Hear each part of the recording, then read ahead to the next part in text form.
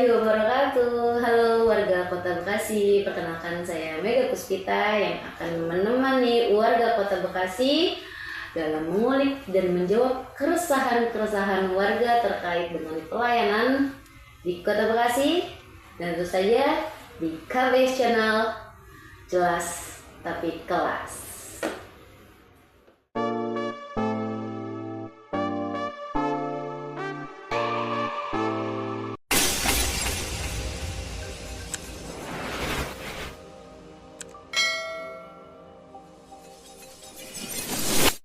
Oke warga Kota Bekasi, saat ini saya sudah bersama dengan salah satu wakil rakyat, politisi dari Partai Golkar. Siapa dia? Beliau ini nanti akan mengulik dan menjawab keresahan-keresahan kita sebagai warga Kota Bekasi. Langsung aja, Bang Faisal. Seger banget nih Bang. Ya sudah lama juga nih tidak berbincang-bincang ya Bang ya. Betul. Ada gosip apa? Kenapa? Ada gosip apa? Banyak sih Bang gosip-gosip nih Bang, dari lintas lokal sampai lintas nasional tuh ada sebenarnya. Oke. Saya pun antara pelaku gosip dan pelaku penerima gosip. Atau gibah? Gimana? Gosip lah, apa namanya? Nge-review. Oke. Point of review beda Bang. Ya udah kita Nah, ngomongin Bekasi aja deh. Bekasi aja. Oke Bang. Mungkin titik poinnya, titik beratnya ini saya sebagai masyarakat juga nih ya. Menurut Abang atau harapan, kami kan juga punya harapan ya Bang untuk pemerintah Kota Bekasi selama 5 tahun ke depan gitu kan ya, terkait segala aspek ya Bang ya. Nah ini Abang bagaimana nih? Ini saya balik aja deh, saya nanya deh. Oke. Katanya masyarakat, pengen di Bekasi kayak apa? Bekasi keren. Wih. Iya itu umum. Umum. Secara detailnya maunya seperti apa? Ya kalau secara kemajuan sebenarnya kita sudah cukup maju ya Bang ya dengan Ya dengan artinya gini, kalau bicara Kota Bekasi yang diinginkan masyarakat hari ini sebenarnya cukup sederhana. Oke. Pertama, bagaimana masyarakat merindukan pendidikan yang gratis dan berkualitas baik. Karena kan capek kan, tiap tahun Drama mulu. hanya untuk berebut masuk ke negeri, Iya. ya kan, itu pun hari ini tidak dibaca dengan baik sama pemerintah bahwa di beberapa tempat itu ternyata masih kekurangan SMP negeri. Nah, artinya dinas-dinas terkait seperti dinas pendidikan, dinas aset, di mana dia harus menyediakan lahan sekolahan, dinas perkintan, di mana dia harus membangun gedung sekolahan yang baru. Ini harus berkolaborasi. Karena dinas pendidikan sebenarnya udah dari dulu menyajikan data. Kelurahan ini kekurangan sekolah di kelurahan ini, di sini. Data itu lengkap sebenarnya. Nah, tapi kan dinas pendidikan hanya sebagai user, pengguna. Dia berkepentingan untuk dinas terkait menyediakan satu lahan, 2 pembangunan. Belum lagi nanti setelah dibangun diisi baik itu perabot dan lain sebagainya, termasuk tenaga pengajarnya. Nah ini semua yang berkaitan sebenarnya harus, dan kalau menurut saya udah nggak pantas Bekasi mengalami persoalan seperti ini. Iya sih. Jadi itu yang sebenarnya kita harus suarakan kepada pemerintah. Ayo dong pemerintah sanggup, uangnya banyak. Iya. Hanya tinggal bicara skala prioritas, bagaimana ini bisa terwujud. Pendidikan ya, ini penting sih. Sangat penting dan itu sangat utama. Iya, Ya kan, kedua, bagaimana hari ini misalnya infrastruktur yang terpadu. Bagaimana satu Kota Bekasi ini jalanan sekota Bekasi terkonek, terintegrasi ya. ya. Berarti di samping jalanan ada trotoar. Di samping trotoar ada saluran air. Oh, drainase. Nah itu kan sebelah-sebelahan semua. Iya, satu kesatuan sih jadinya jatuhnya. Nah, Iya. ini harus segera dibuat grand design. Bekasi mau seperti apa? Tahun depan mana yang mau diselesaikan terlebih dahulu, ya kan? Jadi pemerintah harus benar-benar memanfaatkan 5 tahun ini secara maksimal. Gitu. Belum lagi nanti kita ngomong soal misalnya penunjang daya beli masyarakat. Kayak beberapa waktu lalu kan kita baru saja meresmikan koperasi presiden. Iya, serentak gitu. Nah, artinya hari ini di Bekasi ujung tombak ekonomi juga kan ada di UMKM.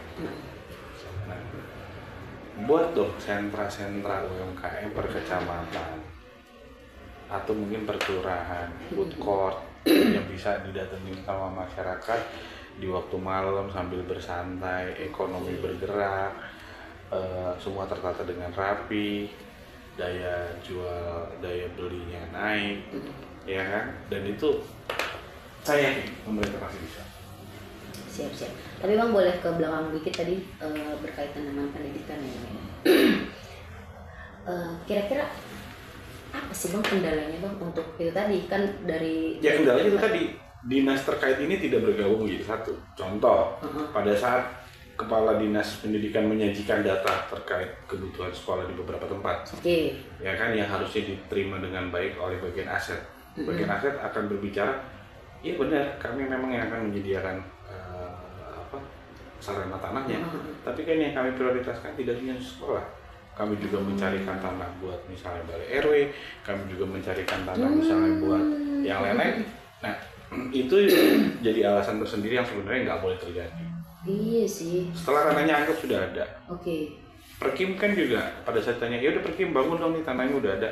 Iya Pak, tapi kan pembangunannya kan kita juga kan ngebangun ini juga, ngebangun ini. Nah, harusnya kan mereka duduk bareng. Gitu, duduk bareng, sepakat di tahun berapa akan realisasi terkait lahan, di tahun berapa akan dibangun, di tahun berapa ini akan bisa dimanfaatkan. Dan itu kan butuh juga dari pemerintah. Jadi kalau pemerintah dalam hal ini kepala daerah duduk di antara dinas-dinas, oke, saya nggak mau tahu 2 tahun ini harus selesai, bisa selesai juga kan. Oh jadi kendalanya itu mungkin kalau menurut saya kurang kompromi kali ya di antara koordinasi. Kurang. Iya, harusnya kan pendidikan itu ya harusnya menjadi prioritas utama, basic gitu kan. Hal wajib kepala daerah. Iya, kalau hanya dibandingkan ya mohon maaf gitu ya, mungkin ini juga perlu gitu. Cuman jadi, kan kalau dibanding kan sekolah gitu. Seolah-olah kan kami sudah menyiapkan anggaran lebih dari 30% seolah-olah kewajiban gugur. Iya. Tapi kan kalau presiden sekarang kan pengen arah mata anggaran itu kan outputnya jelas. Iya. Nah kalau memang anggaran itu besar 30%, bedah dong range mereka. Sudah tepat sasaran belum anggaran-anggaran itu larinya kemana? Oke, berarti pendidik saya juga belum lama ini dengar insight terkait pendidikan sih. Memang basicnya itu harus di mapping nih Bang ya, misalkan. Dan mapping itu sudah ada. Iya, nah itu kan mapping sebenarnya kalau mau saya korelasiin sebenarnya di Kota Bekasi ini secara mapping udah dilakukan gitu kan ya, di wilayah ini kekurangan fasilitas sekolah apa gitu kan. Cuman memang eksekusinya ya belum maksimal ya, karena itu tadi kekompakannya itu belum ada gitu ya. Oke. Kalau terkait kesehatan ini Bang? Kalau kesehatan relatif udah baik ya di Kota Bekasi ya, karena kan jaminan kesehatan baik itu BPJS, PBI maupun LKM hari ini no issue lah. Oke, berarti aman lah ya secara kesehatan aman. Ya. Sejauh mereka itu adalah warga Kota Bekasi, saya rasa nggak ada masalah. Iya, karena kan memang poin-poin utama suatu wilayah itu kan memang dimulai dari pendidikannya, ya kan, kesehatan, infrastruktur tadi ya di. Tapi Bang kan kalau tadi berbicara tentang poin infrastruktur ini ya Kota Bekasi, kalau menurut saya sih better sih, udah better gitu. Dalam arti trotoar kan udah beberapa nih yang dibangun di kota gitu. Pasti better. Tiap tahun kita gelontorin anggaran triliunan, kok masa nggak better? Hanya kan ini kalau bisa menjadi fokus utama. Gitu loh, menciptakan Kota Bekasi yang nyaman, yang bagus, yang tertib, yang nyaman gitu kan. Ya ini kan, ya sekarang gini deh, coba bisa bayangin tempat tinggal, lari pagi atau lari sore, terhubung nggak tuh semua trotoar? Oh iya sih, masih minus sih Wah. ya. Paling di lingkup-lingkup wilayah yang memang ya yang diatur oleh swasta. Iya betul, kayak Summarecon misalkan, di Harapan Indah, di Kemang. Jalan gitu lari kan nggak perlu milih-milih jalan iya, kan? Iya sih, kalau kita mau berbicara tentang kotanya, maksudnya di tatanan kota Bekasinya ini ya kan emang agak kurang sih, harus terintegrasi lah. Iya sih, tapi kan tadi infrastruktur nggak bisa lepas dari transportasi gitu. Cuman saya lihat juga transportasinya udah better nih, apalagi kota Bekasi kan sudah banyak dilintasi transportasi yang lebih modern kan. Dan ke depan harus antisipasi kemacetan. Artinya pemerintah harus membuka titik-titik baru, jalan-jalan baru yang bisa mengurai. Oke. Gitu loh. Ini pokok sih Bang, karena emang dan memang itu berbiaya besar tapi tidak bisa dihindari. Iya, nggak bisa banget sih, karena emang kemacetan itu emang akan selalu, maksudnya sampai detik ini pun menjadi hal yang apa ya, yang belum mungkin nggak akan terselesaikan. Apa ya, ini negatif banget nih saya ini. Iya, penataan kota harus diperhatikan secara detail. Jadi kita punya pemetaan, oh ternyata dari titik sini ke titik sini macetnya sudah luar biasa. Berarti di titik sini kita bisa belah ke sini untuk bikin jalur yang ke sini lagi. Sehingga untuk dari sini ke sini nggak cuma lewat sini tapi ada lewat sini juga. Nah itu kan harus dipikirkan sama pemerintah. Berarti poinnya itu membuka akses baru kali ya. Betul. untuk mengurai. Mengurai. Tapi saya lihat sih kalau saya pribadi memang untuk dinas terkait kayak dinas perhubungan itu kan kemarin ramai tuh Bang ya untuk mengurai kemacetan di hari pertama sekolah misalnya ya kan ya. Cuman kan ya itu kan situasional ya. Artinya kota sebesar ini kan butuh perencanaan yang baik. Itu sih ya. Gitu loh. Dan memang pemerintah ini cukup baik kerja. Sudah mulai menata dengan baik. Tapi alangkah baiknya hal-hal penting ini jadi prioritas. Dan sharing sekali dalam penanganannya, itu aja sih. Gitu Mbak Mega. Kalau terkait ini mohon izin nih Bang ya, terkait pelayanan publik nih Bang, ini masih menjadi keresahan. Karena gimana ya? Memang ini ya, lagi-lagi ini harus jadi perhatian juga kepala daerah bagaimana pemerintah itu bisa hadir di 12 kecamatan, 56 kelurahan. Bahkan pemerintah sudah lama di Kota Bekasi ini hadir di setiap RW dengan yang namanya pamor. Oke. Tujuan utamanya kan itu tadi. Bagaimana bisa memberikan pelayanan dasar. Saya sering sekali sih ngomong contoh. Salah nggak kalau pemerintah pada saat dapat informasi dari pamor ada warganya yang meninggal, berarti pemerintah terdekat lurah RT RW lurah ya datang ke rumah duka, memberikan surat kematian kalau keluarga belum urus, memberikan akte kartu keluarga yang baru kalau itu belum diurus. Jadi jangan nunggu masyarakatnya memohon. Iya, mengajukan. Salah nggak? Enggak sih, benar sih. Kan? Harusnya simple sih, iya. Pamor lapor lagi, Pak itu keluarga si Anu anaknya baru lahiran. Salah nggak memastikan datang ke rumah, mempertanyakan apakah sudah diurus akte kelahiran? Kalau belum diurus sama pemerintah, setelah dapat akte kelahiran dimasukkan ke dalam kartu keluarga. Nah ini kan sebenarnya instrumen sudah ada, tinggal SOP-nya aja dibuat. Iya sih, nah itu tadi keresahan. Sebenarnya bukan keresahan itu, tapi emang iya juga sih kok saya baru kepikiran ya. Harusnya memang sesimpel itu ya pelayanan yang kan didapat. Per RW, pamor itu. Dan setiap hari mereka mobile. Iya lagi. Apa dong fungsinya? Iya ya, kenapa harus kita warga capek-capek lagi gitu kan ya. Di satu sisi warga yang aware silakan. Iya, Ya kan membuat permohonan, melakukan tertib administrasi dan sebagainya. Tapi sebagian warga yang belum paham mungkin, atau yang pengen dilayani mungkin. Iya sih. Kan status pemerintah adalah pelayan juga. Iya, dan memang sebenarnya sudah ada ya secara perangkatnya sudah lengkap. Iya sih. Iya. Nah, ini tadi Bang masih berkaitan juga.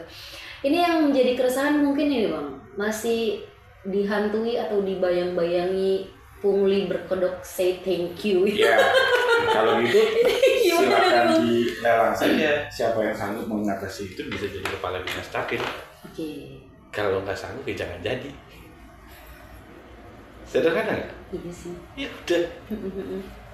Karena emang masih banyak sih Bang, maksudnya aduan-aduan itu, temuan-temuan itu. Ya, artinya ini. catatan hari ini untuk kepala dinas Distrik Capil bahwa ternyata masyarakat banyak sekali yang masih mengeluhkan soal pungli terkait pembuatan administrasi kependudukan apapun bentuknya.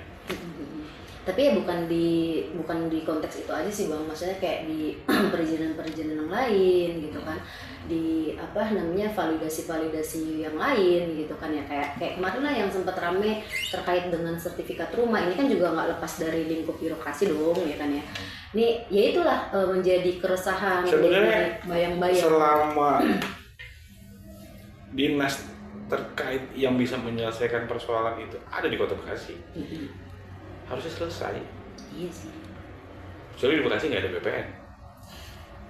Di Bekasi kan ada BPN. Iya. Nah sekarang fungsinya aja dimaksimalkan. Iya betul.